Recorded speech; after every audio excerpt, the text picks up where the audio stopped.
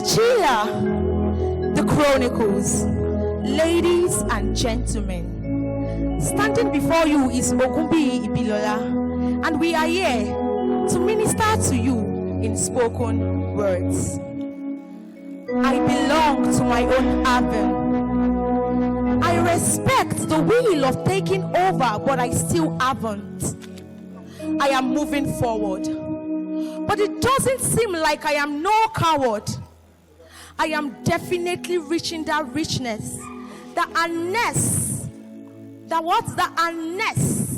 the same faith I had before I took the recess in this essence. And now, the question is, what would I have done if I hadn't realized this essence?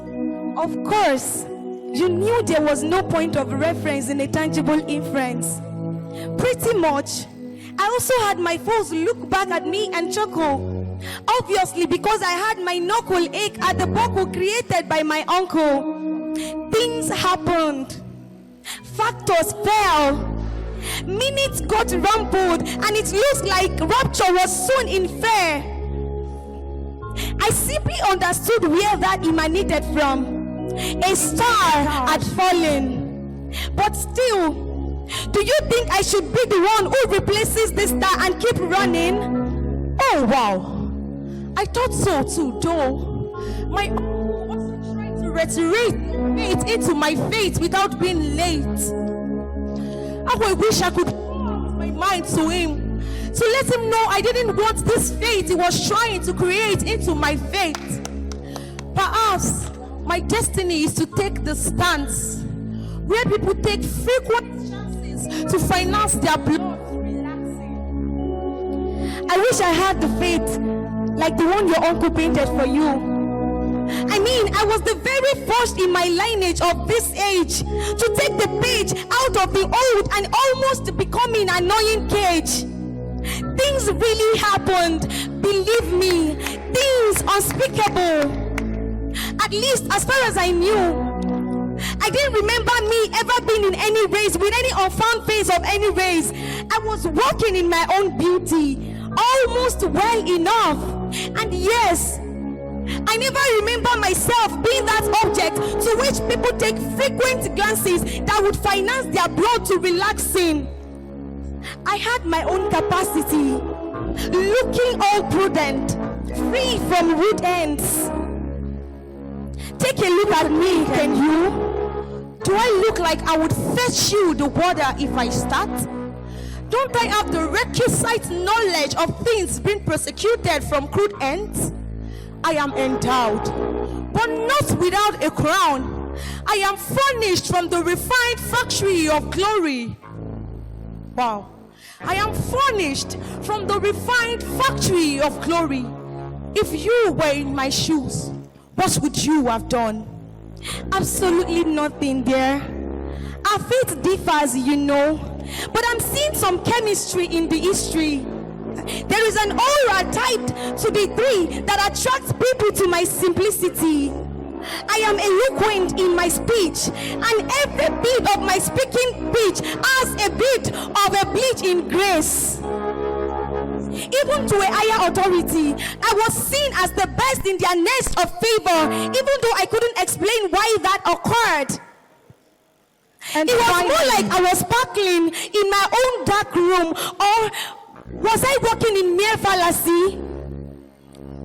If you were in my shoes, what would you do?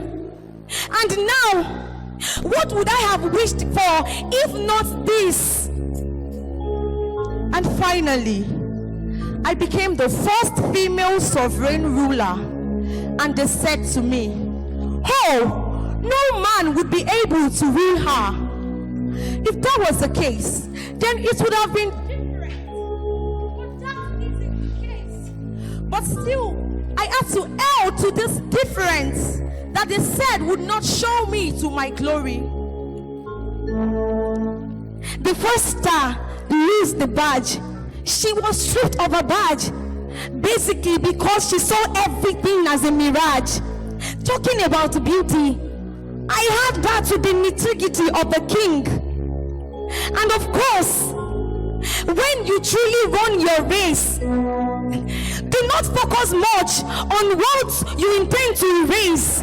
Rather, focus more on what His grace is well able to make you embrace, even in the long run. Because truly, the race, it is truly a race, not meant for the swift, but for those that are swift in hearing God.